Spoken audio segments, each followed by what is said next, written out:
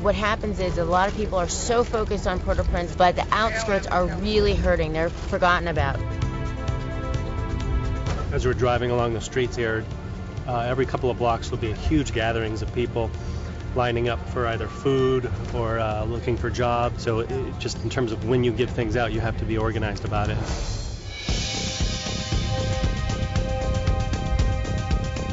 It's a human disaster. We're here to try and help give as much support to the people in this time of need, emotionally and physically, as we can. And try and inspire people to come back from years upon years to come, because this is not an overnight thing. This is not a day thing. This is not a week thing. This is going to take years. We just turned off the main highway onto this fairly small road to head up to the orphanage, and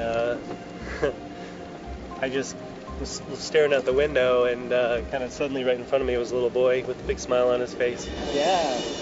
Kind of snapped me out of my little funk of gloom that I was having. You guys, can you give me 5? Oh, thanks. Give me 5. Right, we just arrived here in Leogam, drove up this small road to the orphanage, and I'm looking through the gate, and I see a building that used to be probably a 3-story building. It's completely devastated now. We're going to head in there.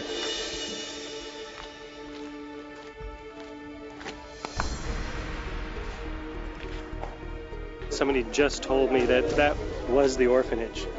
It was a 3-story building. There was about 400 kids in there. They lost over half the kids.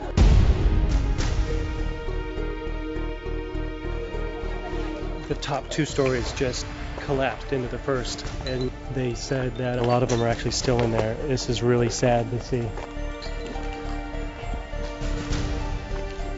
You can't even go in there to try to find anybody. It's just too dangerous. I was talking to the director of the orphanage, and there apparently was 3 people running the orphanages. 2 of them perished in this accident. These blocks are so sharp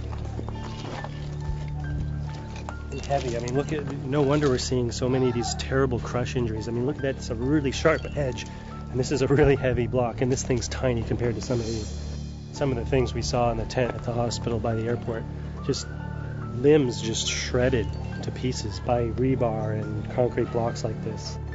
One of the reasons why there's been so much devastation is the construction and the lack of building codes here, and apparently what they do to kind of stretch out the cement and save money, to make it cheaper, they mix the cement with limestone. As you can see here, it just crumbles. I can just crumble this.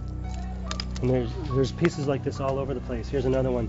You know, I'm not that strong of a guy, and the earthquake hits, and boom, this is like, it's like Play-Doh. I just can't imagine.